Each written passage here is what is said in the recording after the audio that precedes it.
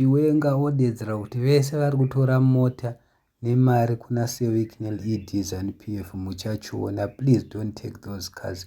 Vari kudedzera kuti government ichabiswa pachigaro, ndopamuchiona kuti makapusa. Ukadziya moto wembavha newato wembavha wave mbavha. Terai munzwe zvaari kutaura. My advice, brethren Helen, to those who are receiving those cars, I want you to do two prayers.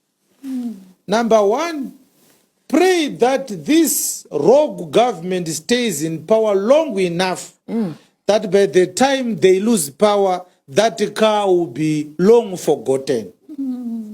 Because if we get a God-fearing, accountable government, you are going to be asked to pay back the value of that car when it was new. Because if you receive stolen property, you are an accomplice in theft. Number two, pray that this government stays in power forever. For this case never to come back again. I can assure you, brethren Helen, it will be embarrassing very soon. We are going to hear people saying, we are sorry, we didn't know that the money was stolen. We are saying it now. Take my words and lock them up in a very safe place. The time will come. Varukutengerwa mota, varukutengerwa dzimba. Make sure kuti muneta minamato miviri. Wokutanga ndokuti motikari iparare vanhu vokukanganwa nezvayo. Hurumende isati yabva.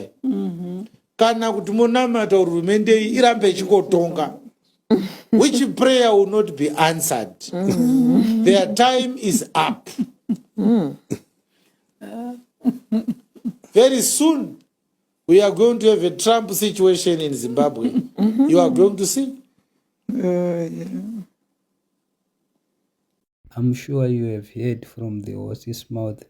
Chiwenga ari kudedzera kuti vese vari kutora mota nemari muchazobhadhariswa zvese izvi kana government ikabiswa pachigaro. Saka musatore because muchachiona. Thank you so much.